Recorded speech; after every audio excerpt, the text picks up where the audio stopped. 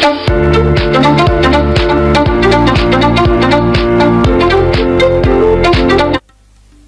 assalamualaikum warahmatullahi wabarakatuh. Selamat pagi, siang, sore, ataupun malam kepada siswa-siswi SMK SMT Padang yang sedang menyaksikan video ini.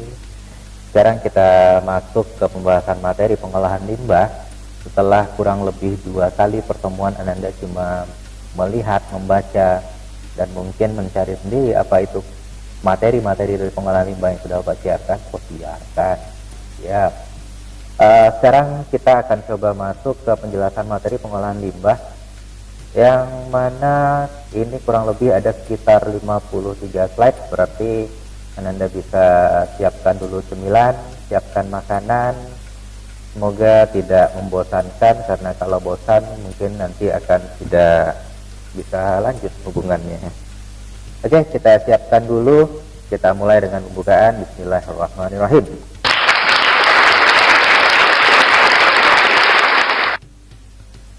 Oke, untuk pengolahan limbah kali ini, kompetensi dasar yang akan Anda pelajari adalah yang pertama, menganalisis pengolahan limbah padat non-B3. Itu untuk teorinya. Sementara untuk praktiknya sendiri, Anda akan melaksanakan pengolahan limbah padat non-B3. Nah, ini akan kita pelajari online, secara daring, belajar dari rumah, karena kita lagi dalam masa pandemi seperti ini.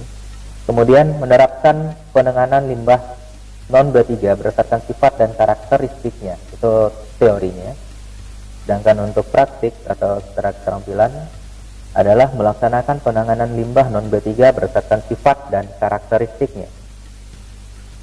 Kita mulai aja ya, kita mulai langsung ke menganalisis pengolahan limbah padat non-B3.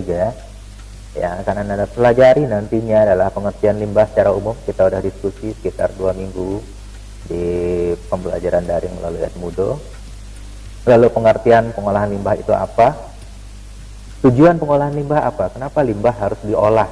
Kenapa nggak dibiarkan saja, buang aja ke tempat pembuangan, ya, atau mungkin ke lingkungan atau ke terserah lah, yang penting dibuang. Lalu klasifikasi limbah berdasarkan wujud dan tingkat bahayanya, dan terakhir langkah dasar pengolahan limbah secara umum. Jadi untuk mengolah limbah itu juga harus ada step by stepnya supaya tidak terjadi kesalahan dalam pengolahan. Bisa mau praktek juga ya dokter. Oke, kita masuk yang pertama. Apa sih beda limbah dengan sampah? Kalau Anda selama ini mungkin dengar istilah sampah, lalu sering juga karena udah belajar di SMTI juga kenal dengan limbah. Sampah itu biasanya mencakup lingkungan dari rumah tangga kita.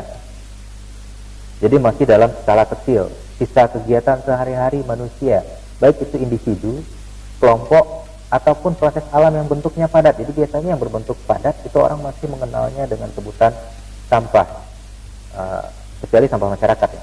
Terus biasanya sampah itu bisa didaur ulang, biasanya, tapi tidak semua. Sementara limbah itu orang lebih mengenalnya sebagai hasil dari kegiatan lingkungan industri, yaitu sisa suatu usaha atau kegiatan yang lebih kompleks. Biasanya tidak dapat digunakan kembali. Tapi sekarang udah ada pengolahan limbah industri yang bisa digunakan atau dimanfaatkan kembali. Nanti kita bahas lebih lanjut dalam slide-slide selanjutnya, atau mungkin dalam slide ini juga bisa. Nah, sekarang bisa nggak sih sampah tiba-tiba jadi limbah? Logikanya gini, kalau suatu sisa kegiatan sehari-hari manusia itu kita tumpuk di satu tempat, seperti gambar yang ada di sini. Nah, ini udah menumpuk banyak dan sudah merusak estetika, udah mencemari lingkungan, dia sudah bisa dikatakan sebagai limbah. Limbah apa ya? Limbah domestik. Itu akan ada hubungannya nanti dengan sumber limbah berdasarkan dari pembagian limbah berdasarkan sumbernya. Nah, limbah itu adalah buangan yang kehadirannya pada suatu saat dan tempat tertentu tidak dikehendaki di lingkungan, karena tidak punya nilai ekonomi lagi. Berarti jika itu sudah tidak ada gunanya lagi, itu sudah bisa dikatakan sebagai limbah.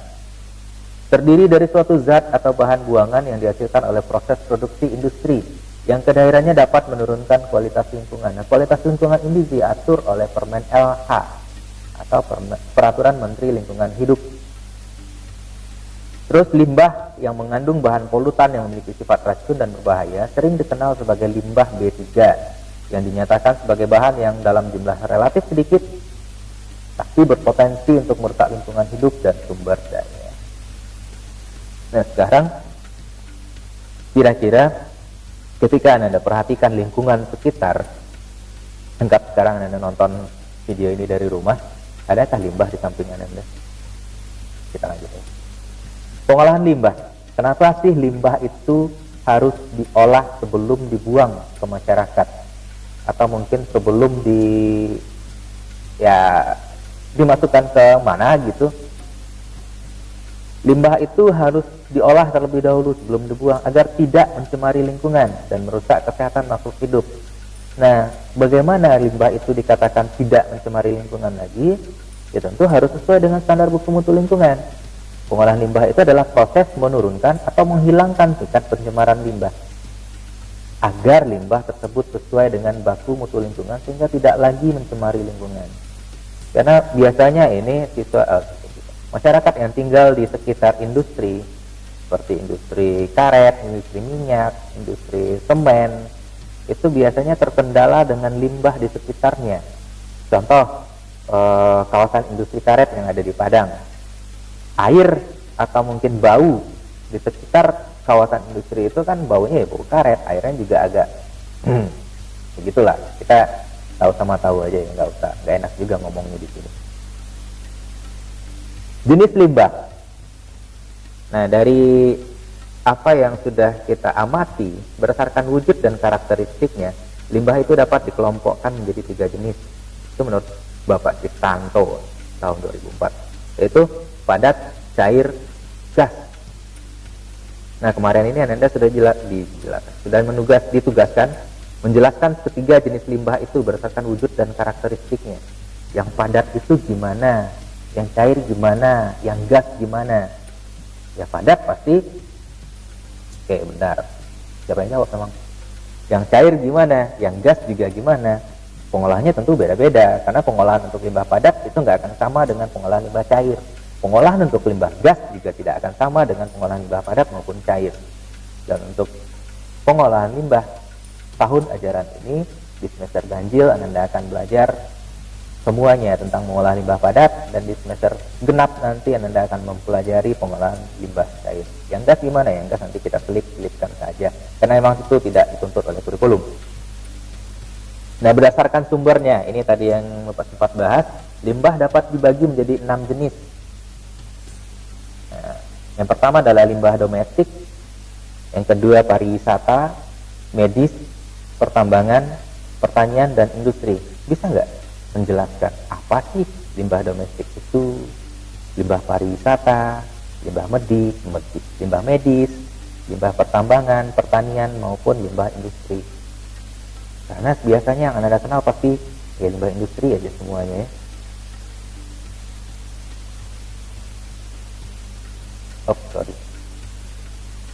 Kita kembali di sini. Oke, kita jelaskan masing-masing. Limbah domestik itu adalah limbah yang berasal dari kegiatan-kegiatan domestik atau kegiatan-kegiatan rumah tangga. Misal, limbah yang berasal dari rumah Anda sendiri, atau limbah yang berasal dari sekolah, limbah yang berasal dari kegiatan perkantoran, atau limbah yang berasal dari kegiatan pasar. Itu merupakan limbah domestik. Limbah pariwisata ini limbah yang berasal dari kegiatan pariwisata. Misal ketika ada turis yang berkunjung ke suatu tempat, dia buang sampah, nah itu udah termasuk dia buang sampah ya. Oke, dia membuang sesuatu yang tidak berguna lagi, berarti itu udah termasuk limbah pariwisata. Limbah medis, nah limbah medis berarti dari kegiatan medis. Medis itu adalah limbah kegiatan yang melibatkan kesehatan, biasanya dari rumah sakit ini. Termasuk ada pertanyaan kemarin ini yang menarik dalam diskusi kita di Edmodo, apakah limbah sekarang kan lagi masanya pandemi corona, apakah limbah tenaga medis yang lagi menggunakan baju hazmat dan segala macam itu merupakan limbah medis, Pak? Ada satu siswa yang nanya, gua lupa siapa. Dan itu iya, karena dia memang termasuk kegiatan dari kegiatan medis yang apalagi dalam penyembuhan penyakit corona. Lalu apakah limbah medis itu bisa didaur ulang atau mungkin bisa digunakan kembali atau harus dihancurkan? Itu nanti kita bahas dalam bagaimana sih cara mengolah limbah. Limbah pertambangan. Limbah pertambangan berarti semua limbah yang berasal dari semua kegiatan yang ada di tambang. Bisa itu energinya, bisa justru bahan tambangnya, atau justru peralatan-peralatan penambangan yang kemudian dibuang begitu saja. Limbah pertanian, ini salah satu limbah yang banyak hasilnya. Limbah pertanian ini biasanya juga dikaitkan erat dengan limbah peternakan, karena pertanian dengan peternakan itu selalu berkaitan erat. Nah, berarti limbah pertanian juga adalah limbah yang berasal dari kegiatan-kegiatan pertanian. Limbah industri, ini yang paling banyak Anda ketahui, karena setiap kegiatan industri, apapun itu industrinya, pasti menghasilkan limbah. Pak, industri pengolahan air masa menghasilkan limbah? Ada. Industri pengolahan air itu menghasilkan limbah energi dan gas. Jadi nggak ada kegiatan yang tidak menghasilkan limbah. Berdasarkan sifat kimianya, limbah dibagi menjadi dua jenis, yaitu limbah organik dan anorganik. Nah, Anda mungkin sudah belajar di kimia sekarang ya. Apa itu organik, apa itu anorganik. Simpelnya, kalau Anda belajar dari SD dulu, organik itu berasal dari benda yang hidup. Kalau anorganik berasal dari benda mati. Tapi bukan berarti limbah yang berasal dari kambing yang sudah mati disebut dengan limbah anorganik. Pak, kan dia sudah mati, ya tetap dia adalah makhluk hidup yang sudah mati, dia masuknya ke organik. Penjelasan lebih lanjutnya, limbah organik itu mengandung unsur organik. Unsur organik itu apa aja? Nah, kayaknya ini Anda sudah belajar di kimia sekarang ya. Bahwa unsur organik itu mengandung C, H, O, N, S, P, dan lain-lain. Kemudian dia mudah terurai oleh mikroorganisme dengan reaksi umum. Cn H2O kali N, dia menjadi CO2 tambah H2O tambah energi dan gas lain. Tergantung nanti apa unsur lain yang mengikuti di dalamnya. Reaksi ini menghasilkan gas lain yang berbau, seperti H2S, NH3, dan lain-lain. Sehingga limbah organik menimbulkan bau jika disimpan lama. Nah, cobalah Anda simpan suatu barang yang berasal dari makhluk hidup atau mungkin berasal dari bahan organik, simpan agak beberapa saat aja di dalam rumah, yang sudah tidak terpakai tentunya, pasti dia akan menimbulkan bau. Terus untuk limbah anorganik, dia berasal dari benda mati. Ya bukan yang kayak tadi ya, bukan dari kambing mati, itu bukan limbah anorganik. Terus mengandung unsur anorganik, terutama unsur logam. Ayo, unsur logam itu apa aja? Jangan sampai salah lagi, mana yang logam, mana yang non logam, itu udah pelajari di kelas 10 dengan di mata pelajaran kimia kalau nggak salah. Terus limbah anorganik tidak dapat diuraikan oleh mikroorganisme sehingga tidak berbau jika disimpan lama. Jadi orang nggak akan tahu kita menyimpan limbah anorganik. Dan limbah anorganik jika dibakar dia akan membentuk oksida logam. Nah, oksida logam yang dihasilkan oleh limbah anorganik oksida logam yang akan dibentuk oleh limbah anorganik jika dia dibakar ini juga terdiri dari dua jenis nantinya. Dia bisa berbahaya atau justru tidak berbahaya. Yang mana dia? Nanti kita bahas. Berdasarkan tingkat bahayanya. B3, apa itu B3? Jadi B3 itu bukan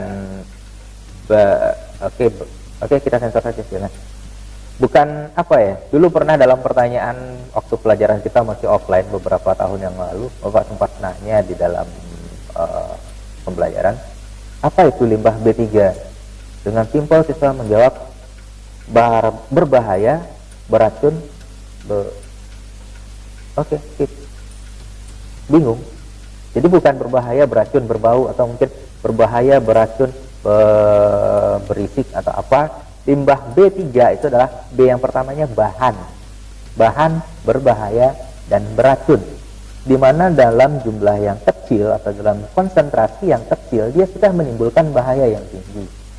Bahannya berbahaya, beracun, dan berisiko tinggi. Berisiko tingginya untuk apa ya? Untuk lingkungan bisa. Untuk kelangsungan makhluk hidup juga bisa. Berdasarkan sifatnya, bahan B3 ini mudah meledak, mudah terbakar, sangat reaktif, kemudian menyebabkan infeksi, korosif. Ayo, apa itu korosif?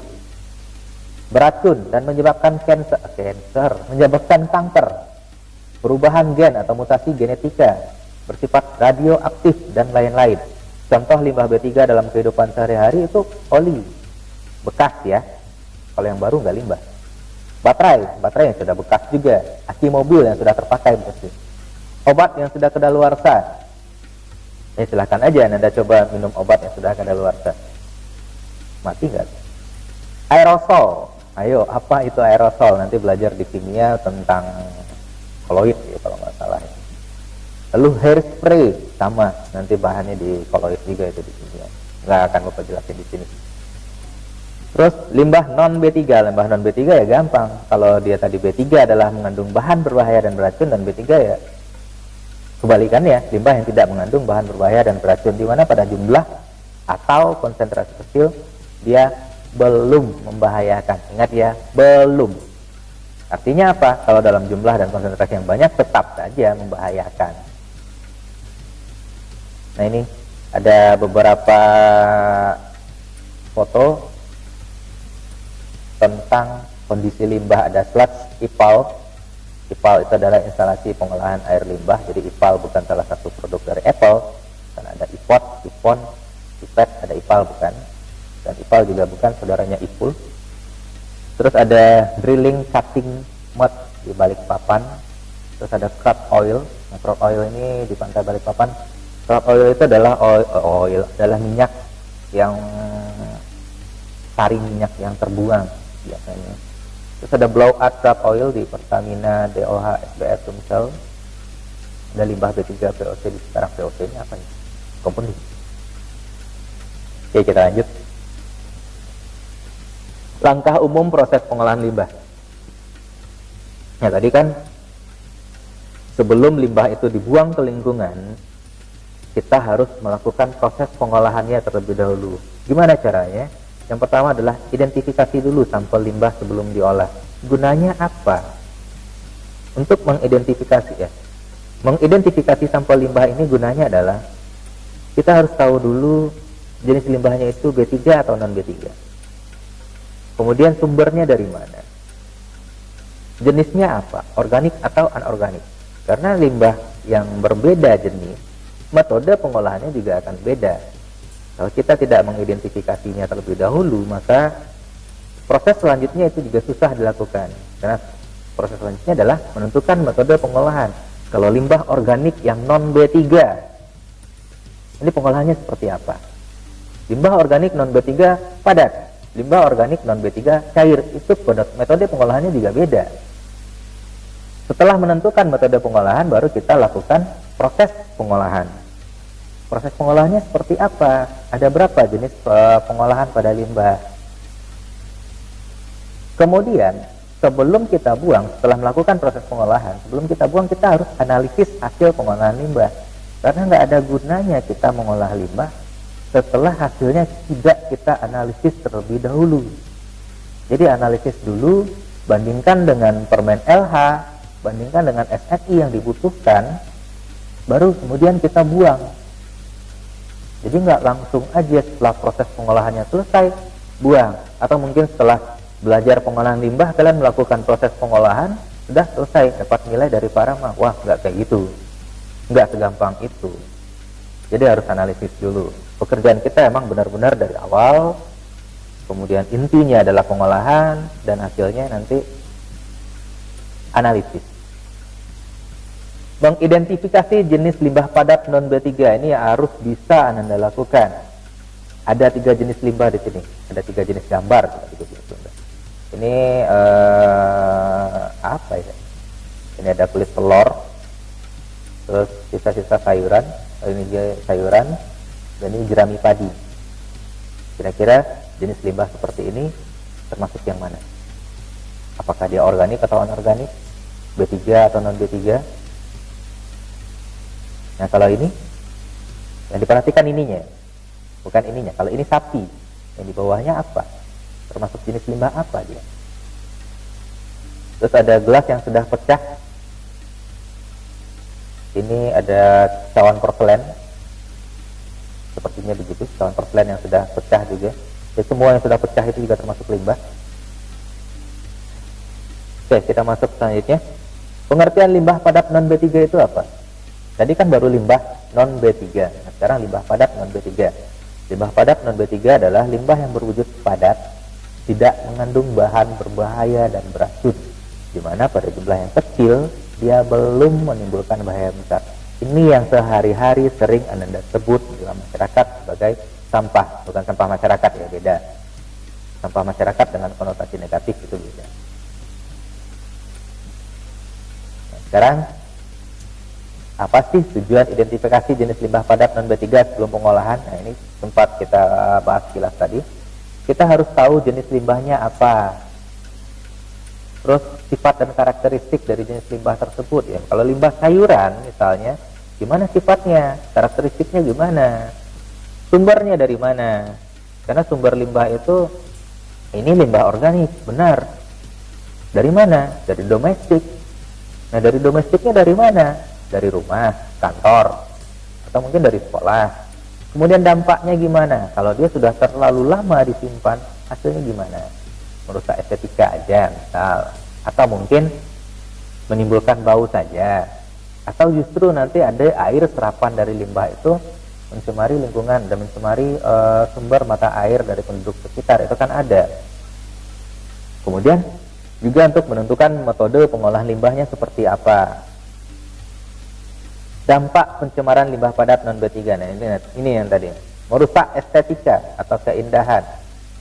Kalau kita buang sampah, buang satu buah kertas, ada yang sering lakukan di kelas mungkin, hingga sering dimarahin guru, gulung-gulung kertas, lempar, jatuh di satu tempat.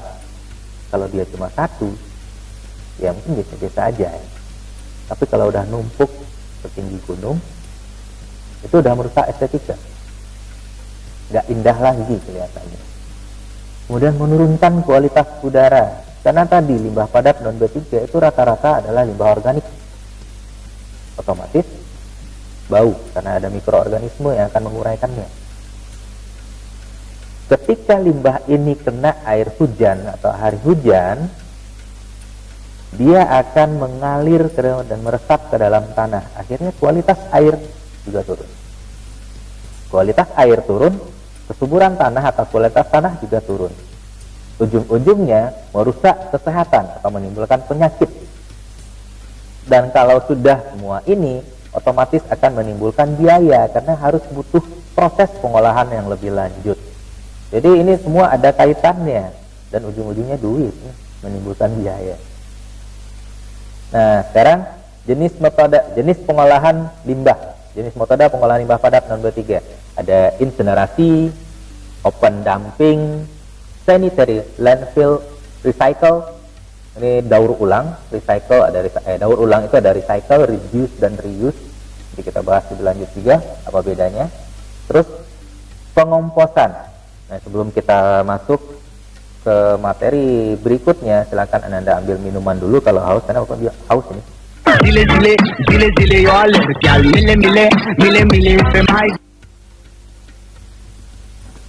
Oke, sorry, batuk biasa habis minum. Metode insinerasi. Jadi ini bapak-bapak pakai baju oranye, terus ada gerbong sih. Ada di depan alat besar, terus ada api yang nyala, itu alatnya namanya insinerator. Kebetulan di SMPI kita punya yang skala lab-nya.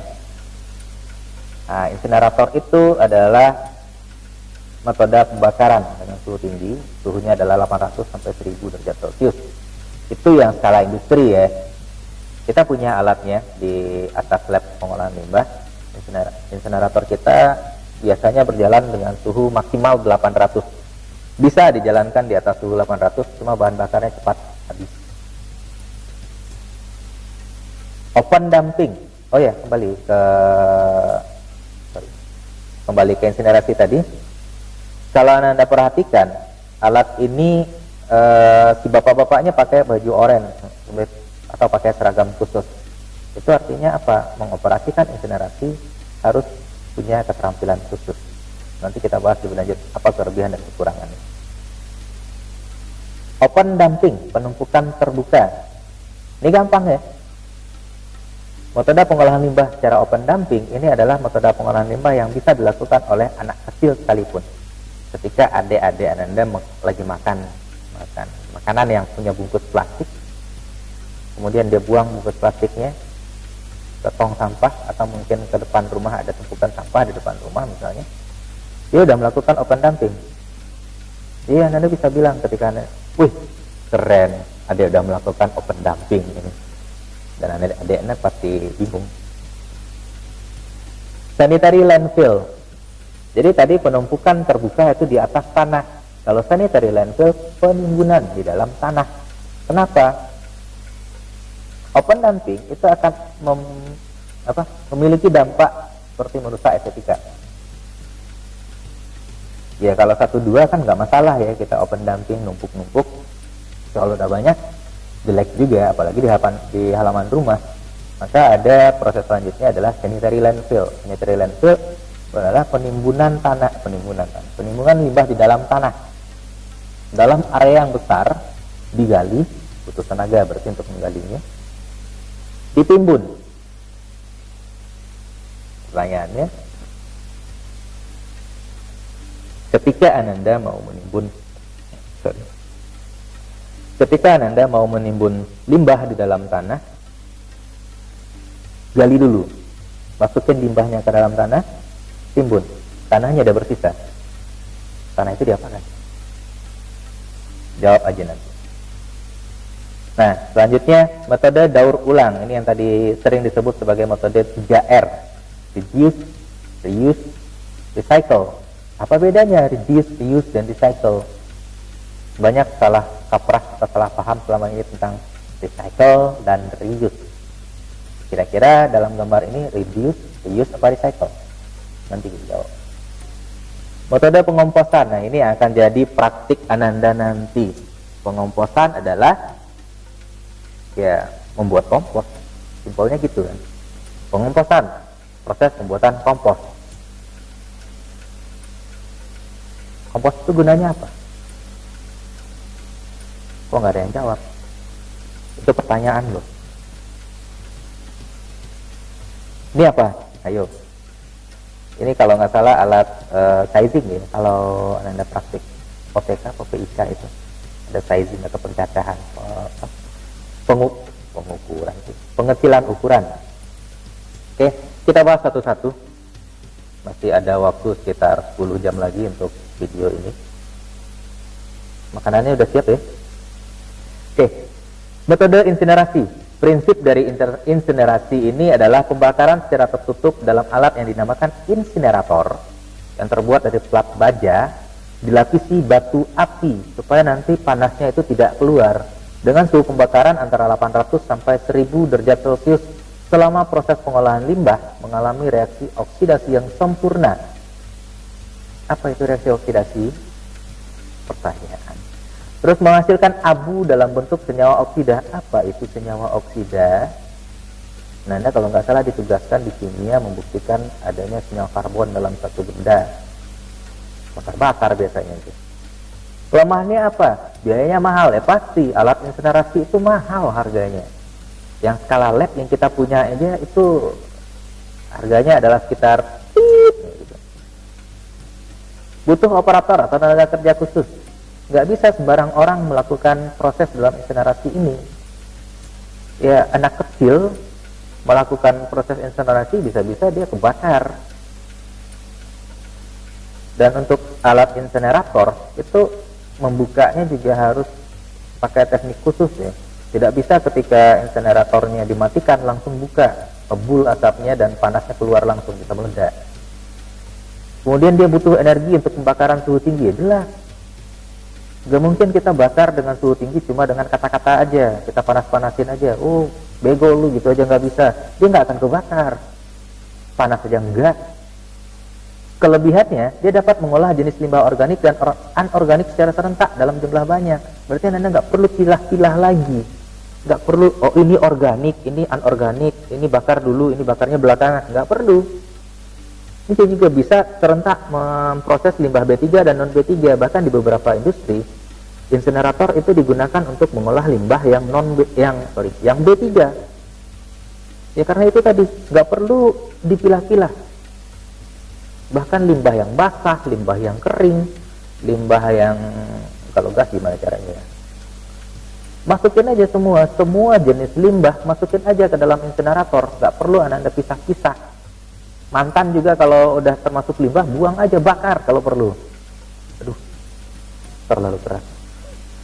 Proses pengolahannya cepat, ya pengolahannya cepat lah. Pembakarannya dalam suhu tinggi, 800 sampai 1000 derajat Celcius itu, siapa yang nggak hancur di dalamnya? Bisa berkeping-keping itu hancur perasaan. Tidak mencemari udara karena pembakarannya tertutup. Nah, pertanyaan sempat muncul di sewaktu praktik beberapa kali, karena ada cerobong asap insinerator. Pak, itu kan ada asapnya keluar, kenapa dia tidak mencemari udara? Asap yang keluar itu di cerobongnya ada filter kecil, sehingga asap yang keluar tidak lagi asap yang mengandung abu atau bahan yang berbahaya. Dan kebanyakan asap dari alatnya tadi, insinerator ini, kalau di industri itu dimanfaatkan untuk untuk keperluan lain. Nanti kita akan belajar insinerasi secara lebih khusus di materi yang selanjutnya, di KD yang kedua nanti, karena prakteknya KD kedua adalah mengoperasikan insinerator.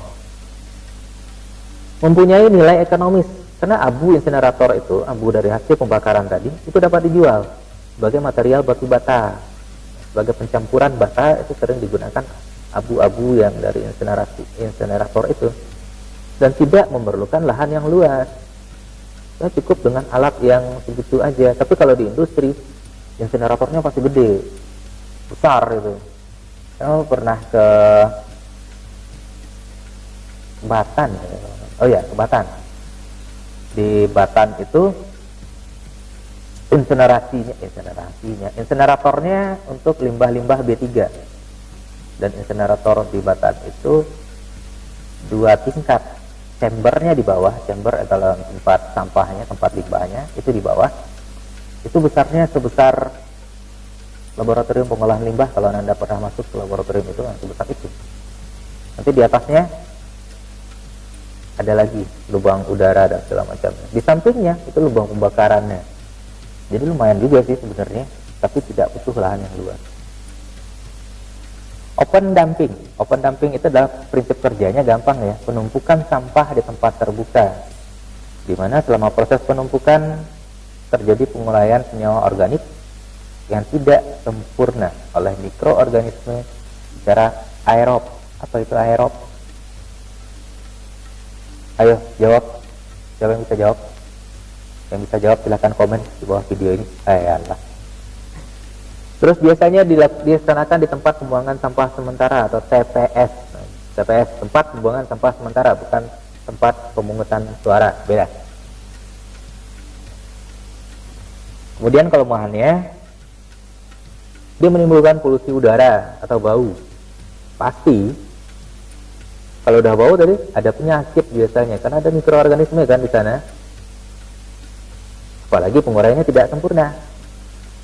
Merusak estetika lingkungan sekitarnya, pastilah. Siapa yang mau enak mandangin pegunungan sampah. Proses penghancurannya lambat, yaitu tadi. Kenapa lambat? Karena proses penguraiannya tidak sempurna. Membutuhkan lahan tempat pengolahan, pasti itu. Kelebihannya nggak rumit. Gimana Anda temukan kerumitannya? Kan tinggal lempar, bluk, udah selesai. Biayanya juga murah. Kan nggak perlu beli alat-alat yang harganya miliaran kalau untuk open dumping. Saya bilang tadi, anak umur 5 tahun aja kalau makan es krim, sampah es krimnya dibuang ke tempat sampah, udah selesai. Dia udah open dumping gitu. Tidak butuh tenaga kerja khusus. Kan nggak mungkin pula anak kecil tadi, adik kalian itu mempunyai sertifikat telah memiliki kompetensi khusus melakukan pengolahan limbah metode open dumping, kan enggak ya? Atau ada pelatihannya? Kalau ada bolehlah itu, lumayan untuk nambah-nambahin sertifikat. Metode sanitary landfill.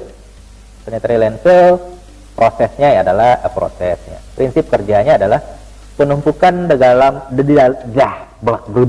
Oke, bentar, minum dulu. Silakan istirahat dulu sebentar. Zile zile zile zile yo alle gal mile mile mile mile femai.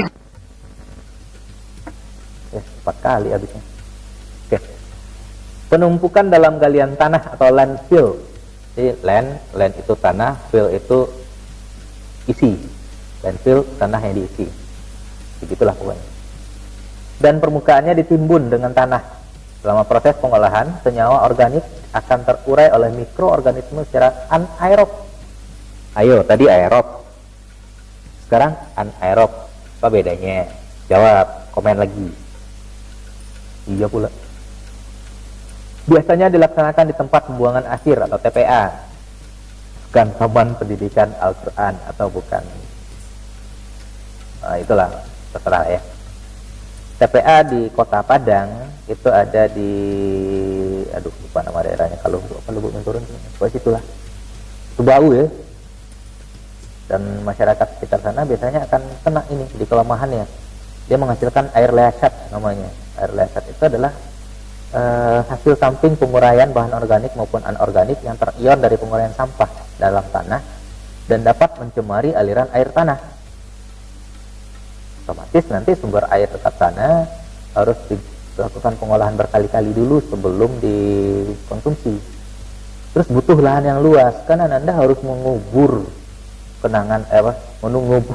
mengubur sampah dalam tanah. Pasti butuh lahan yang luas. Nggak mungkin kan mengubur sampahnya, mengubur limbahnya itu dalam tanah yang 1x2 aja, itu malah menanam diri, mengubur mayat garing ya.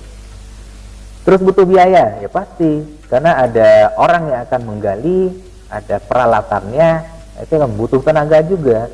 Kelebihannya, dia nggak akan menghasilkan polusi udara, kan baunya ketutup di dalam tanah. Nanti juga menghasilkan humus dan biogas yang mempunyai nilai ekonomis, tapi dengan catatan orang yang melakukan proses sanitary landfill ini paham bagaimana mengalirkan biogasnya, karena kalau tidak, ya percuma. Konsentrasinya gitu. Kemudian dapat mengolah limbah dalam skala besar. Ya iyalah, selagi galian tanahnya itu besar, limbahnya bisa masuk besar juga. Kecuali tadi kalau lubang yang kalian gali itu cuma 1x2 meter, ya cukup untuk kalian sendiri aja di dalam. Nanti ditanya, man rabbuka. Metode daur ulang atau 3R, reduce, reuse, recycle. Sebelum kita coba jelaskan apa aja itu 3R, prinsip kerjanya dulu. Dia melakukan proses daur ulang yang menghasilkan produk lain yang punya nilai ekonomis. Sampah plastik sering kalian ubah jadi tas. Itu apa? Reduce, reuse, atau recycle. Limbah lumpur diubah jadi batako. Batako yang mana? Ayo. Terus sampah kertas yang jadi tempat penyimpanan telur. Kalau kalian lihat ada yang coklat itu untuk naruh telur, itu dari sampah kertas. Diubah dulu jadi pulp ya, bukan pup. Kelemahannya membutuhkan prosedur dan peralatan khusus tergantung bahan sampah yang didaur ulang. Iya kan? Nggak mungkin kan kalian melakukannya cuma dengan tangan kosong. Tapi kelebihannya dia nggak butuh areal yang luas dan biasanya punya nilai jual yang ekonomis. Kalau nggak salah di PKK ya, produk kreatif dan kewirausahaan, Anda punya beberapa hasil daur ulang ini. Nah sekarang reduce, reuse, recycle, apa bedanya? Nah kita mulai dulu dari reduce. Reduce atau tulisannya reduce. Artinya pengurangan. Apa yang dikurangi? Pengurangan penggunaan bahan-bahan yang menghasilkan limbah. Bahan-bahan yang menghasilkan limbah, misal sekarang kan kita sering itu kalau Ananda sempat baca di blog Bapak itu ada tentang fenomena plastik keras. Plastik keras itu adalah menumpuknya sampah-sampah plastik dari zaman dahulu, zaman bahula kata orang, yang kemudian masih ada di tahun-tahun sekarang. Ananda mungkin sering juga dulu lihat di meme atau mungkin di Instagram, di Twitter, di Facebook atau di mana, ada sampah dari suatu produk mie instan. Kita nggak sebut mereknya di sini karena nanti kena copyright pula mereka, harus bayar maksudnya. Ada sebuah produk mie instan dari tahun 90-an, ketemunya baru tahun 2018 kalau nggak salah waktu itu. Masih utuh sampah plastiknya. Cuma warnanya aja yang udah mulai memudar, karena warna emang nggak bisa tahan ya. Tapi plastiknya masih utuh. Itu dari tahun 90-an, ketemunya tahun 2018 kalau nggak salah waktu itu. Masih utuh. Bayangkan kalau Anda buang sekarang, berapa tahun plastik itu hancur. Penemuannya seperti itu dinamakan dengan plastik craft. Menumpuknya sampah plastik dari zaman dulu, kemudian ketemu lagi di zaman sekarang. Boleh Anda coba, kalau Anda punya sampah plastik, timbun dalam tanah, 40 tahun lagi gali, sampah plastiknya tidak akan hancur. Karena plastik biasanya hancur dalam tanah itu butuh waktu kurang lebih 100 tahun ada. Nah itu di beberapa gerai makanan sekarang sudah mengurangi penggunaan plastik. Sedotannya diganti dengan sedotan stainless. Terus gelas minumannya diganti dengan kertas. Apalagi goodie bag, pemanfaatan goodie bag misalnya di beberapa toko-toko, di beberapa supermarket atau swalayan diganti dengan goodie bag, atau justru kantong plastiknya berbayar supaya orang nggak mau pakai kantong plastik atau bawa kantong plastik sendiri dari rumah. Itu salah satu contoh dari reduce. Atau ujian yang paperless.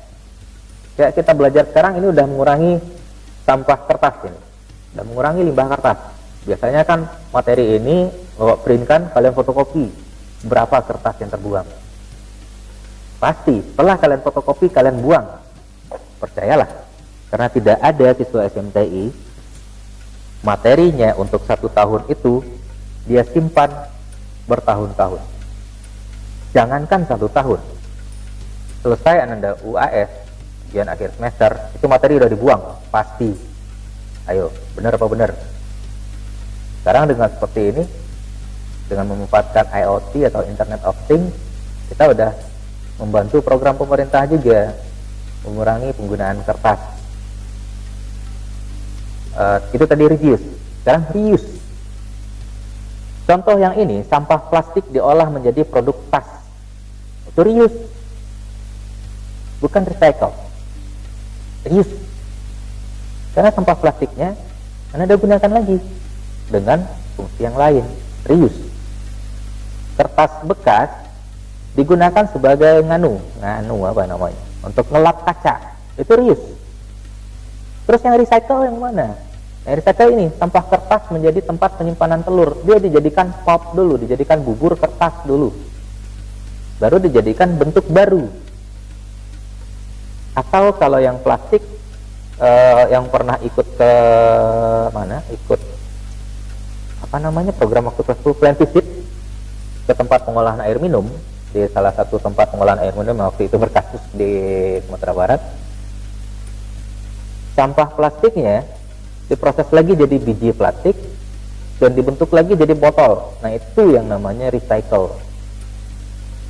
Jadi jangan salah ya antara recycle dengan reuse. Jangan semuanya dianggap reuse aja, itu salah. Jangan semuanya dianggap recycle aja. Recycle gak gitu, dia gak gitu, dia baik-baik aja. Metode pengomposan ini akan kita praktikkan yang akan Anda praktikkan nanti. Prinsip kerjanya, proses pengolahan limbah organik tak sempurna. Dia nggak sempurna, berarti nggak ada respon. Oleh populasi mikroorganisme dalam kondisi hangat. Loh, yang menghangatkannya siapa? Lembab dengan bantuan aktivator. Nah ini dia, aktivator, atau beberapa situs kalau Anda baca sering menyebutkannya sebagai fermentor. Loh, fermentor itu apa? Aktivator itu adalah zat yang mengandung populasi mikroorganisme untuk mempercepat proses pengomposan. Contohnya Superdex, Stardex, Biopos, atau EM4, Effective Microorganism 4. Effective Microorganism itu kita pernah diskusikan minggu lalu. Aktif mikroorganisme itu ada 5 ya, ada M1, M2, M3, M4, dan M5. Cuma anehnya ketika Bapak tanya, tolong jelaskan beberapa jenis M4. Oh, dia malah jelaskan beberapa jenis M4 menurut saya adalah Pak 1, M1, M2, M3. Lo ngawur. Yang ditanya itu jenis M4, bukan jenis EM. Kelemahannya, pengomposan butuh waktu yang lama. Berapa lama? Nanti kita bahas. Butuh aktivator itu beli pasti. Terus khusus untuk limbah organik saja, karena yang anorganik nggak bisa dihancurkan oleh mikroorganisme. Kelebihannya, prosedurnya mudah dilaksanakan. Makanya apa, tugaskan kalian nanti untuk minimal melakukannya di rumah. Ntar pas praktik kita beda lagi, yang lebih spesial. Tidak membutuhkan area yang luas dan peralatannya tidak mahal. Sorry. Ya namanya bikin kompos, Anda bisa simpan di dapur atau di mana kayak gitu. Hasilnya kompos atau pupuk yang ramah lingkungan. Ya bisa dijual.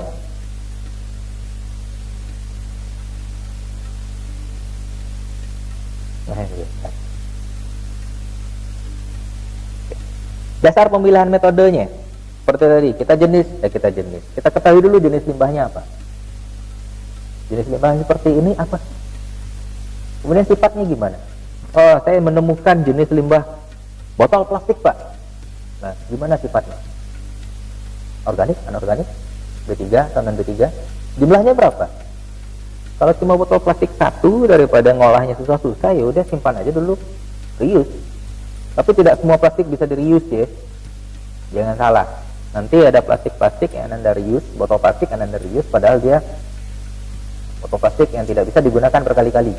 Lihat dulu kode plastik. Kode plastik itu ada 1 sampai 7. Nanti cari sendiri. Atau belajar mungkin di polimer. Nggak tahu lah. Tanya Bu Ike. 4. Sumber limbahnya dari mana? Kemudian tujuan pengolahannya berdasarkan hasil. Anda mau mengolahnya seperti ini, hasilnya nanti apa? Dan kemudian pikirkan juga kelebihan dan kekurangan metodenya. Kalau lebih banyak ruginya, jangan dulu. Misal, limbah Anda cuma sekantong plastik, tapi Anda coba melakukan dengan pengolahan yang butuh biaya besar, rugi di limbahnya. Jangan. Kalau yang dalam kantong plastik itu ya nantilah kita bisa diskusikan nanti di Atmodo, di Google Classroom, atau mungkin lewat WA, atau terserah lah kamu di mana, kayak silahkan tanya. Melaksanakan proses pengolahan limbah padat non B3. Nah, ini masuk kita ke inti pembelajaran kita. Tadi itu baru pengantar. Ayo loh, pengantar aja udah segitu dan udah haus lagi nih. Silakan istirahat dulu, ambil minum dulu, mungkin cemilannya dibuka dulu, tapi jangan lupa bagi-bagi. Dan itu tolong yang di belakang, nih mulutnya dilap, itu habis ngapain?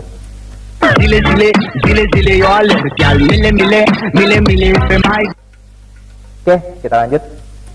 Melaksanakan proses pengolahan limbah padat non B3. Proses pengolahan limbah padat non B3 yang akan dipraktikkan nanti adalah metode pengomposan.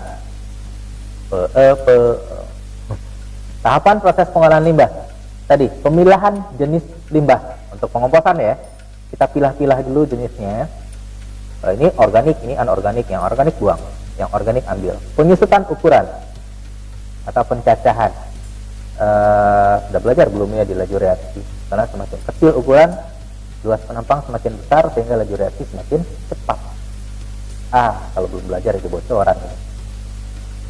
Terus pencampuran, tergantung prosedur yang dipilih. Mencampurkannya gimana? Proses penguraiannya dalam waktu tertentu, pasti.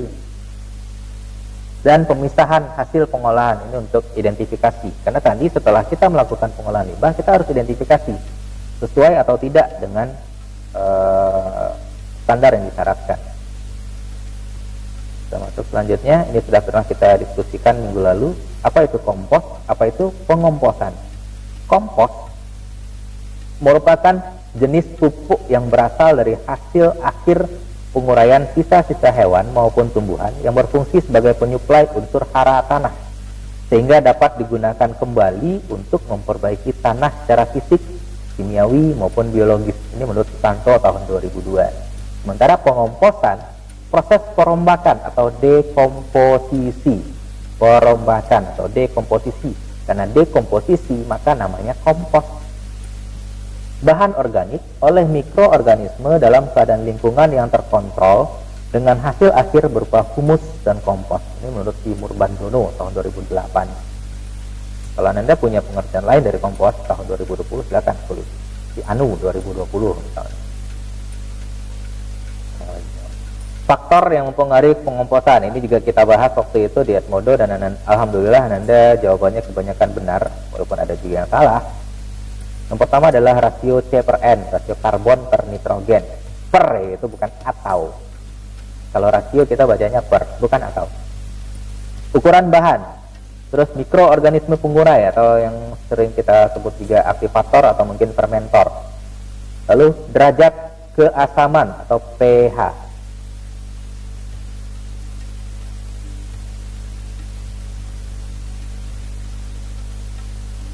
Rasio C/N.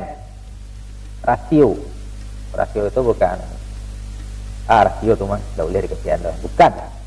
Rasio, perbandingan unsur karbon dan nitrogen yang berkaitan dengan metabolisme mikroorganisme pengurai dalam proses pengomposan. Jadi nanti si mikroorganisme pengurai ini dia butuh makanan. Jadi selama pengomposan mikroorganisme itu butuh makanan, butuh karbon sebagai sumber energi dan butuh nitrogen sebagai pembentuk sel mikroorganismenya supaya dia nggak cepat mati. Tapi jika rasio C/N itu tinggi, maka aktivitas mikroorganisme pengurai berjalan lambat untuk dekomposisi bahan organik, sehingga waktu pengomposan jadi lebih lama. Sementara jika rasio C/N-nya rendah, maka nitrogen yang merupakan komponen penting pada kompos dibebaskan menjadi amonia. Ini yang proses denitrifikasi namanya, dan menimbulkan bau busuk pada kompos. Logikanya gini, ibaratkan mikroorganisme itu sebagai manusia atau sebagai kalian manusia kan, rasio C/N itu sebagai makanan. Kalau makanan kita banyak, fokus kita justru ke makanan dulu, habiskan makanan baru kerja, akhirnya pekerjaan berjalan lambat. Atau mungkin ketika Anda kerja sambil kerja sambil makan, kerjanya lama kan. Kecuali kalau nonton video ini sambil makan itu nggak apa-apa, karena video ini jalan sendiri, muter sendiri. Kecuali kalau koneksinya buffering terus ya, kasihan internetnya buffer. Apa itu buffer? Jangan-jangan. Lalu kalau C/N-nya rendah, ya misalkan ke manusia tadi makanannya dikit. Kalau makanannya sedikit, ya otomatis energi kurang dong. Kalau energi kurang, pekerjaan terbengkalai, akhirnya pekerjaan itu akan jadi numpuk terus. Kalau udah numpuk, menimbulkan bau busuk. Analoginya gitu. Tapi nanti ketika ujian jangan jawab seperti itu. Ketika ujian jawab yang secara teori. Nanti tapi mikirnya kayak gitu ya, supaya gampang aja. Ukuran bahan baku kompos berpengaruh terhadap proses pengomposan, karena ukuran itu menentukan ruang antar bahan atau porositas. Ukuran bahan yang baik itu adalah 5-10 cm. Tapi nggak perlu diukur pakai penggaris pula. Semakin kecil, semakin gampang atau semakin cepat proses dekomposisinya, sehingga proses pengomposan itu berjalan lebih cepat. Kita lanjutkan yang lagi. Mikroorganisme pengurai. Dalam pengomposan, mikroorganisme pengurai membutuhkan karbon dan nitrogen tadi, C dan N untuk metabolisme. Unsur karbon tadi digunakan sebagai sumber tenaga oleh mikroorganisme, sedangkan unsur nitrogen digunakan sebagai nutrisi untuk pertumbuhannya. Menurut si Juwarnani tahun 2005, mikroorganisme pengurai itu memiliki beberapa fungsi dalam proses pengomposan. Jadi yang efektif dalam proses pengomposan itu, kenapa digunakan EM4? Karena di situ ada minimal 4 bakteri utama, 4 mikroorganisme utama yang punya fungsi masing-masing. Makanya enggak EM1, bukan EM2, bukan EM3. Lalu kenapa bukan EM5? Apa? Karena kalau dalam EM5 kebanyakan pula mikroorganisme utamanya. Jadi sesuai dengan porsinya lah. Tuhan tidak suka dengan sesuatu yang berlebih-lebihan kan. Berdasarkan fungsinya, mikroorganisme mesofilik, dia hidup pada suhu rendah 25 sampai 45 derajat Celcius. Itu fungsinya adalah merombak bahan-bahan kompos menjadi ukuran yang lebih kecil. Walaupun tadi kita udah cacah, tapi yang namanya mikroorganisme tetap besar bagi dia.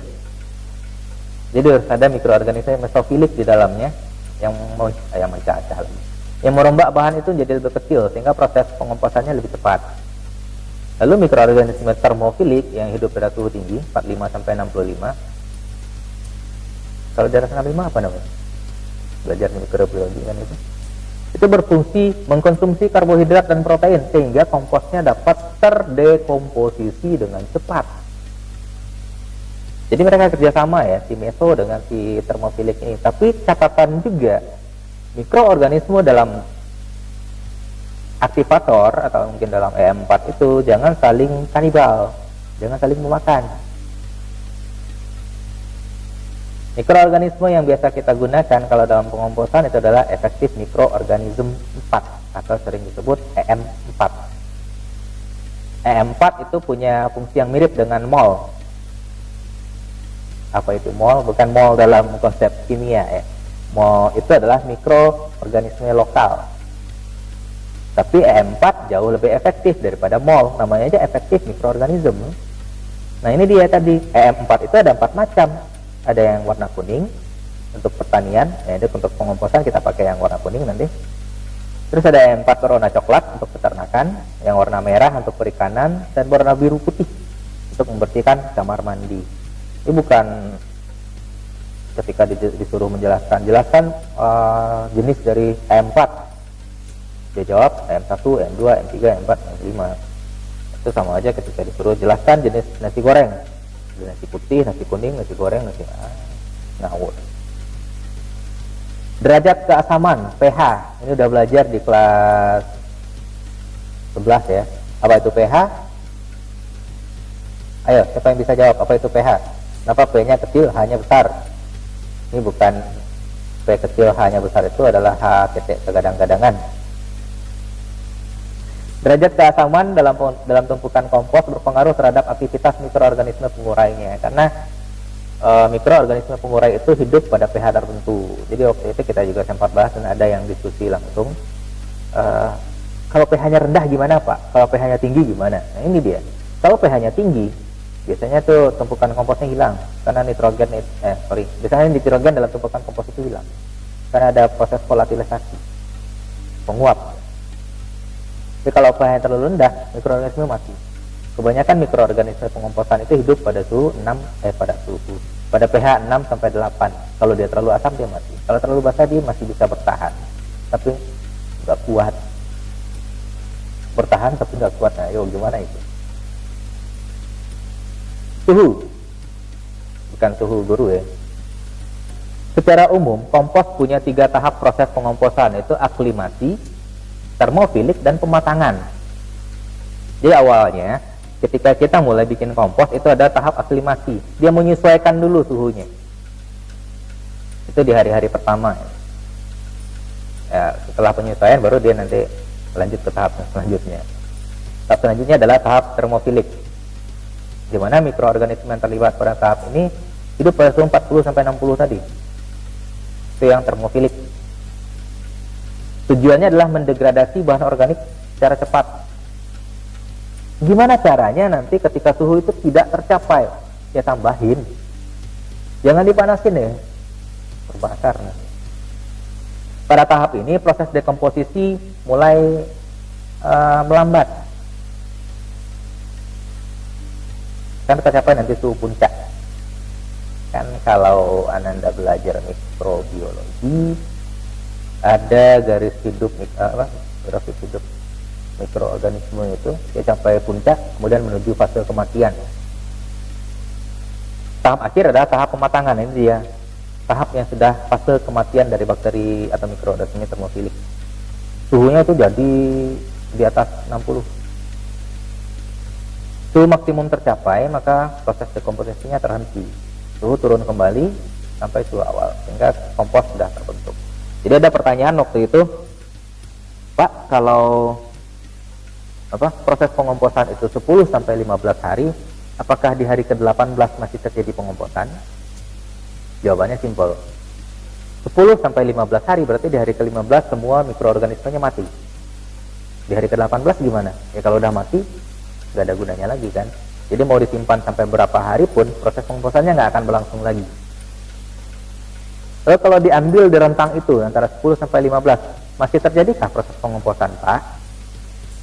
Kalau di rentang itu proses pengomposan secara ilmiahnya masih terjadi, tapi karena Ananda sudah mengganggunya,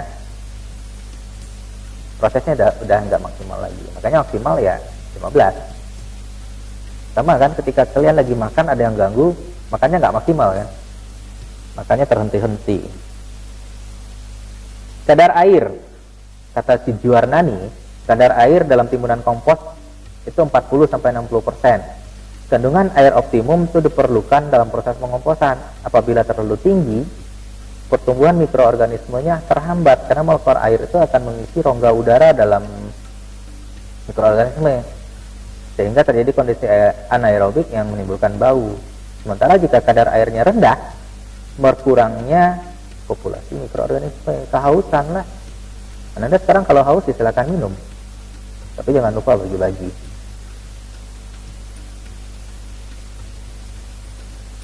Nah, kita lanjut. Masih panjang ya, waktu kita masih ada.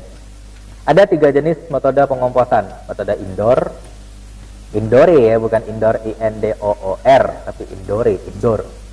Metode pula. Metode Berkeley dan metode windrow. Pakai R di tengah-tengahnya, jangan window. Jangan widow juga.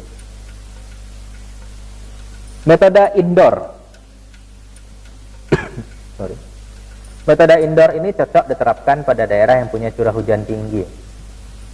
Bahan organik yang digunakan adalah campuran sisa tanaman dan kotoran ternak. Berarti nanti yang akan Anda gunakan adalah yang ini. Lama waktu proses pengomposannya 3 bulan. Loh Pak, kita praktiknya berapa hari, masa 3 bulan? Ya nanti kita kondisikan. Proses pengomposan indoor itu dibagi 2 jenis. Ada indoor heap, ada indoor pit. Indoor heap itu dikompos di atas tanah. Jadi nanti komposternya atau tempat pengomposnya taruh di atas tanah. Atau indoor pit, langsung di dalam tanah. Pada pengomposan metode indoor heap, bahan yang akan dikomposkan tadi ditimbun berlapis-lapis dengan ketebalan 10 sampai 25 cm. Kemudian ditutupi dengan kotoran ternak tipis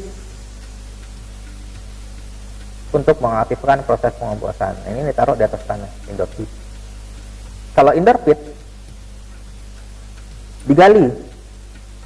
Mungkin ini sering, atau di video yang sebelumnya Anda kan sering, di video sebelumnya Anda lihat itu yang video dapatkan dari Kementerian Pendidikan.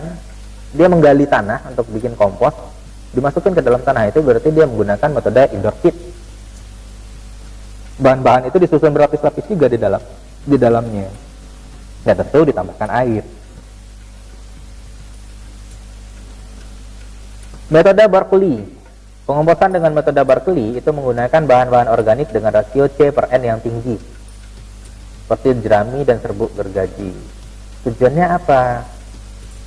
Kalau menggunakan rasio C/N tinggi tadi kan mikroorganismenya lebih fokus ke si makanan kan. Nah, makanya kita pakai metode Berkeley. Bahan-bahan itu dikombinasikan dengan bahan organik yang punya rasio C/N rendah, supaya nanti seimbang lagi. Selanjutnya, bahan kompos ditimbun berlapis-lapis dengan ukuran 2,4 kali 2,2 kali 1,5 meter. Gede. Lapisan paling bawah adalah bahan organik dengan rasio C/N rendah, dan di atasnya baru dengan rasio C/N tinggi. Kenapa? Apa alasannya? Kenapa yang rendah di bawah, yang tinggi di atas? Kenapa nggak yang tinggi di bawah, yang rendah di atas? Setiap proses dalam kimia itu ada tujuannya, bukan asal proses aja. Jangan nanti ditanya kenapa harus seperti itu. Ya prosedurnya seperti itu Pak. Metode windrow.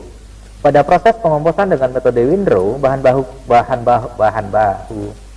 baku kompos ditumpuk memanjang dengan tinggi tumpukan 0,6 sampai 1 meter, lebarnya 2 sampai 5 meter, panjangnya 40 sampai 50 meter. Bayangkan aja sendiri, bingung udah bikin gambarnya. Metode ini memanfaatkan sirkulasi udara secara alami. Berarti prosesnya aerob apa anaerob? Ayo. Di mana optimalisasinya tinggi, lebar dan panjang tumpukan kompos dipengaruhi oleh keadaan bahan baku, kelembaban, ruang pori, serta sirkulasi udara. Tumpukan ini harus melepaskan panas agar dapat mengimbangi pengeluaran panas yang ditimbulkan. Nah, pada metode windrow dilakukan proses pembalikan secara periodik, jadi harus dibolak-balik terus. Bosan juga ya. Oke, kita masuk ke materi selanjutnya yang akan Anda kerjakan untuk praktik nanti kalau kita jadi PBM tetap muka setelah UTS katanya, khusus untuk praktik doang. Ini yang akan Anda lakukan untuk praktiknya. Silakan minum dulu.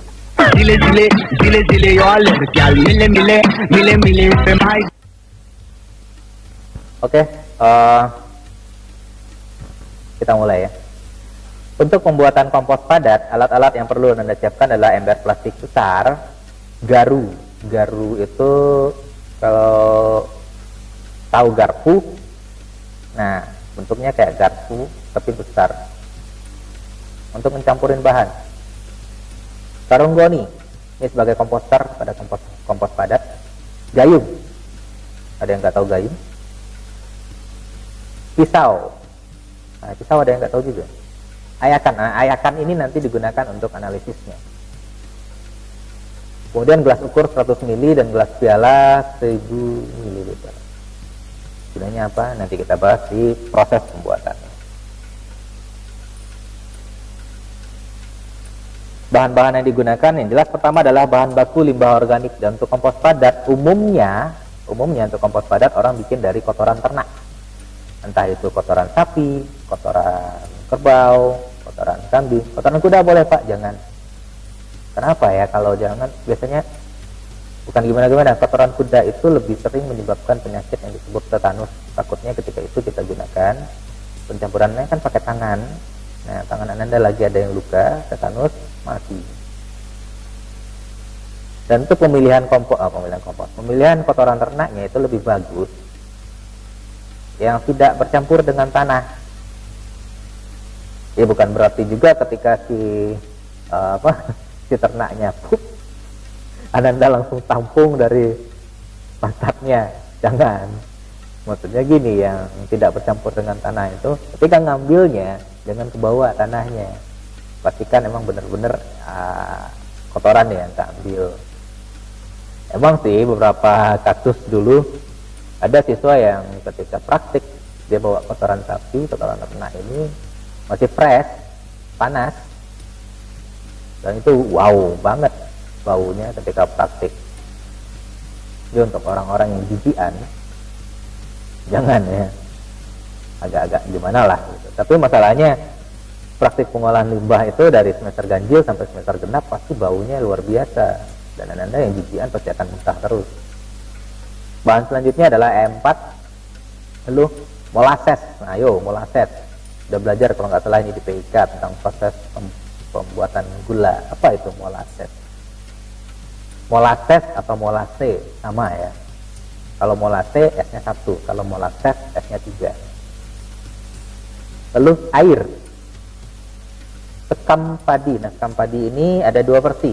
Ada yang menjadikan sekam padinya arang, seperti yang kita diskusikan minggu lalu.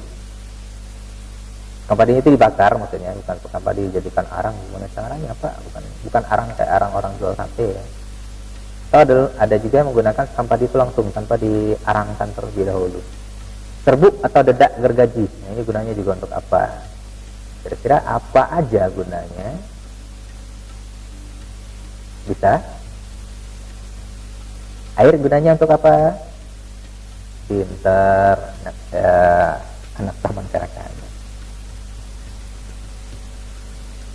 Wow, yup.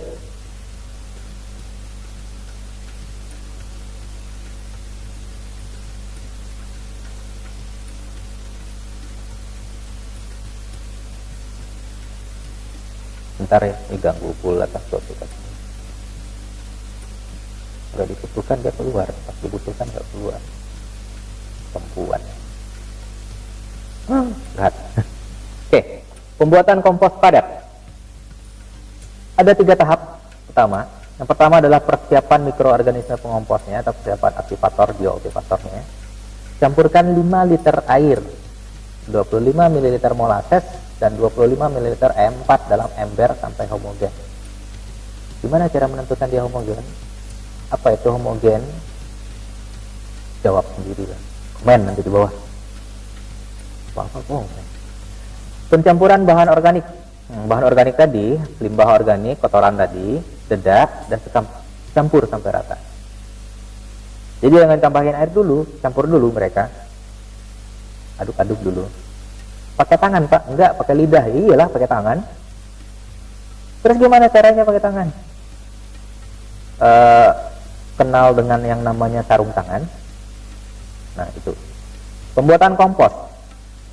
Campuran bahan tadi siram dengan larutan mikroorganisme.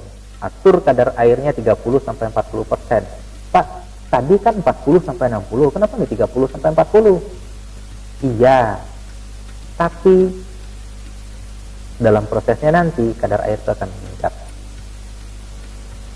Mencampurkannya kadar air seperti itu, mengukur kadar airnya seperti itu, Anda nggak perlu pakai proses gravimetri. Iya, gravimetri.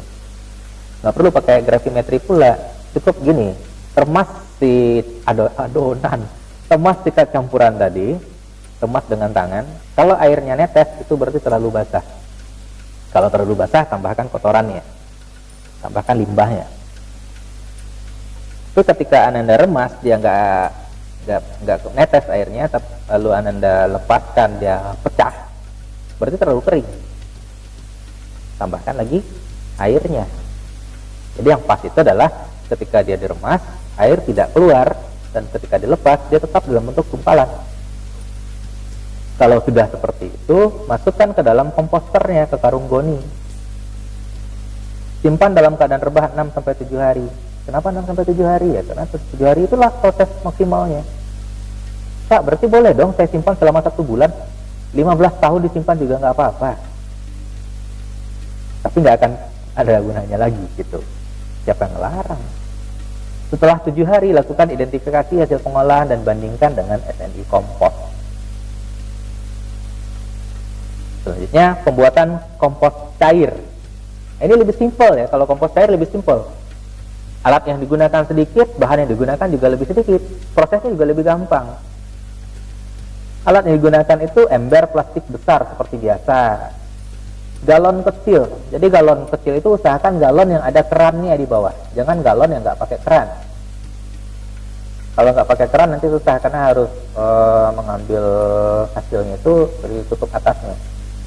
Terus yang kedua gayung, pisau, plastik net. Kalau gelas ukur, gelas apa sih tahu? Plastik net itu plastik kayak jaring-jaring net. Ya emang net sih. Untuk apa ya? Orang nangkap ikan itu kan ada pakai net. Itu yang benang. Nah, ini yang plastik yang digunakan. Jangan yang benang. Kenapa, Pak? Ya kalau benang nanti basah, hancur ya. Pembuatan ini cair ya, sorry, salah ini. Pembuatan kompos cair bahannya bahan baku limbah organik seperti biasa, dan itu biasanya adalah bahan-bahan dari dedaunan. Nanti kita bahas apa aja yang bisa. Terus EM4, molasses lagi, air. Pembuatan kompos cair ini ada 3 tahap juga. Persiapan mikroorganisme pengompos. Hampir sama dengan yang tadi, cuma ini molassesnya dan E4-nya 150 ml. Campurkan dalam ember juga. Persiapan bahan organiknya, potong atau cincang bahan organik hingga ukuran 1 x 1 cm. Jangan pakai penggaris. Pakai kirologi saja, di kiro-kiroan teh.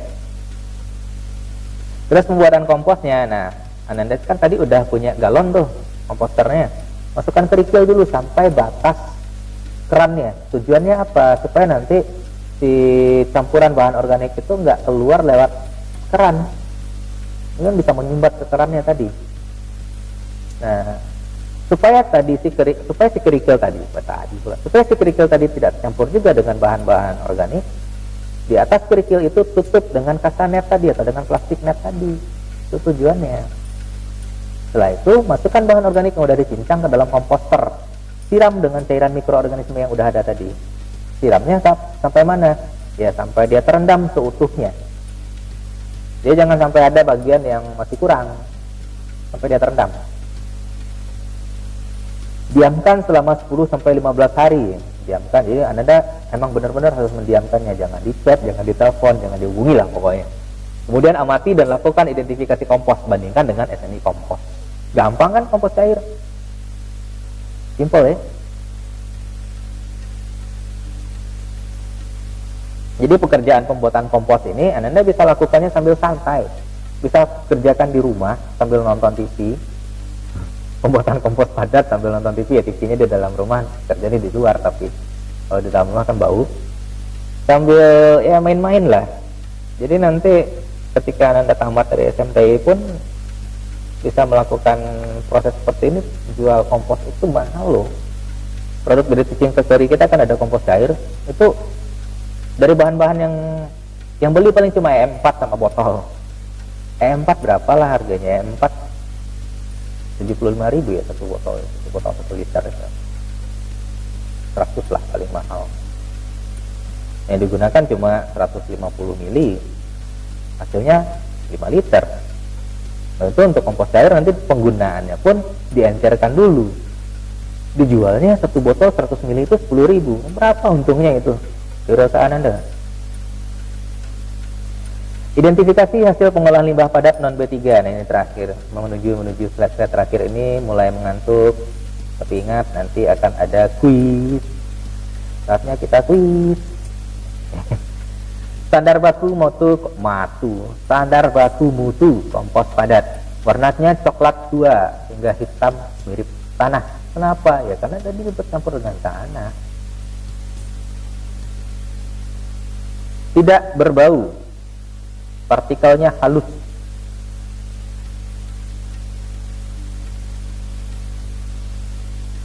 Oh iya, partikelnya halus, benar. Karena nanti ketika Anda dapatkan kompos padat yang dengan partikel kasar, haluskan dulu ya. Itu gunanya tadi ada ayakan. Terus dia tidak larut dalam air, tapi larut dalam pelarut alkali, natrium pirofosfat dan amonium oksalat. Lembab, kadar airnya maksimal 50 cm, 50%. Mempunyai pH antara 6,8 sampai 7,49. Mengukur pH padatan gimana? Celupkan pH meter kepadatan. Oke, pintar. Siapa yang ngajarin lo pH itu? Memiliki temperatur yang sama dengan suhu tanah. Oke, sorry batuk tapi bukan corona, tenang saja. Terus mengandung unsur hara yang tinggi. Ingat, syarat mutu kompos lengkap itu pedomannya adalah SNI nomor 19 7030 tahun 2004. Standar baku mutu kompos cair, warnanya coklat kehitaman. Yang benar ya, sedikit berbau karena prosesnya secara anaerob. Nah, ini nanti kita bahas ya. Terus pH-nya 6 sampai 8, larut dalam air ya, jelas dia kompos cair pasti larut dalam air. Mengandung temperatur yang sama dengan temperatur air. Terus mengandung unsur hara yang tinggi sehingga dapat menyuburkan tentang unsur haranya mana? Unsur haranya diatur oleh SNI nomor 19 7030 tahun 2004. Nah, ada pertanyaan, kompos padat, kompos cair. Kompos padat dari bahan yang bau, hasilnya tidak bau. Kompos cair dari bahan yang wangi, hasilnya bau. Kita pernah diskusi kalau nggak salah di Edmodo, kenapa hal itu bisa terjadi? Jawabannya adalah kompos padat prosesnya aerob. Aerob itu apa? Nah, dibahas aja lah ya. Aerob itu proses yang membutuhkan proses yang membutuhkan oksigen dari luar. Jadi oksigen bebas dibutuhkan. Karena kompos padat tadi disimpan dalam karung goni kan punya rongga udara. Itu udaranya berputar terus. Sementara kalau kompos cair prosesnya anaerob. Anda simpan di dalam galon, tutup rapat. Anaerob itu proses yang tidak membutuhkan oksigen bebas. dia menggunakan oksigen yang sudah ada saja. Logikanya kalau oksigen yang sudah ada aja, proses pengomposan itu menghasilkan beberapa gas, termasuk gas H2S yang menimbulkan bau pekat. Kan mutar-mutar di dalam terus, itu yang menyebabkan bau. Nah itu kita sempat diskusi di Edmodo itu, kalau nggak salah ada satu siswa yang mengomentari juga, Pak bukannya karena ada H2S? Iya, karena H2S nya tadi mutar-mutar, bawa jawab kayak gitu. Siapa ya, lupa namanya, kalau nggak salah inisialnya SM. Logikanya gini lah, untuk proses aerob dan anaerob itu ya, ketika Ananda dalam satu ruangan tertutup, kunci ruangan itu, kuncinya nggak ada, Ananda pegang, kurung selama 7 hari, itu anaerob. Pas keluar bau kan, karena semua MCK di dalam pasti. Yang aerob, Ananda dikunciin, tapi kuncinya Ananda pegang. Jadi ketika mau MCK itu mandi cuci kakus ya. Ketika Ananda MCK keluar, terus masuk lagi. Pas dibuka setelah 7 hari, nggak bau. Itu dia. Nah, untuk kompos cair yang aku bilang tadi tidak bisa langsung digunakan karena pH-nya harus 6 sampai 8. Kompos cair yang kita proses dengan cara yang tadi itu pH-nya di bawah 4. Sangat asam. Bagaimana cara penggunaannya? Jangan langsung disemprotkan ke tanaman. Jangan langsung digunakan ke tanaman. Mati insya Allah kalau dia pH-nya di bawah 4. Jadi harus diencerkan dulu. Diencerkan bisa encer pengencerannya 100 kali atau ada yang pengenceran 1000 kali. Jadi bayangkan aja dengan 5 liter kalau diencerkan 100 kali dapatnya 500 liter. Biaya yang Anda keluarkan tadi cuma 100.000 untuk beli EM4. Hasilnya segitu. Jual. Keuntungannya berapa cuy? Kalau ada yang beli, kalau enggak ya udah. Nah, untuk kompos padat, penggunaan kompos padat dan kompos cair. Kompos padat itu digunakan langsung ke tanah atau ke media tumbuh tanaman. Sementara kompos cair itu digunakan ke batang, daun, dan buah. Jadi ada pertanyaan waktu itu di diskusi Edmodo, Pak bisa nggak kompos cair digunakan ke tanah? Boleh, tapi cabut dulu berarti. Siram dengan kompos cair, tanam lagi, kan gitu. Biar pasti si akar dari tanaman itu menyerap dari kompos cair. Kan kalau tanamannya kecil nggak apa-apa, tapi kalau tanaman pohon apel, pohon jeruk, cabut dulu. Kalau kompos padat kan apa? Gali di sekitarnya, campurkan kompos padat tadi. Jadi itu option Ananda untuk kompos padat dan kompos cair. Penggunanya lebih bagus yang mana? Sama aja, lebih baik lagi jika dikombinasikan. Nah, untuk kita ada push ya? Harus ada. Nggak boleh enggak? Ingat, di pengolahan limbah itu selalu dipush dengan tugas-tugas yang banyak karena gurunya sangat rajin memberikan tugas. Habis. Sekian, sampai jumpa di materi selanjutnya. Jadi untuk pembelajaran materi kali ini, terima kasih atas perhatian Ananda. Semoga video ini disukai. Kalau nggak disukai ya tetap harus suka, kalau nggak nanti nilai Ananda rendah. Jangan ya, tapi serius itu. Jika ada kelebihan tolong dikembalikan, jika ada kekurangan tolong dimaafkan. Terima kasih atas perhatiannya. Selamat pagi, siang, sore, malam. Assalamualaikum warahmatullahi wabarakatuh.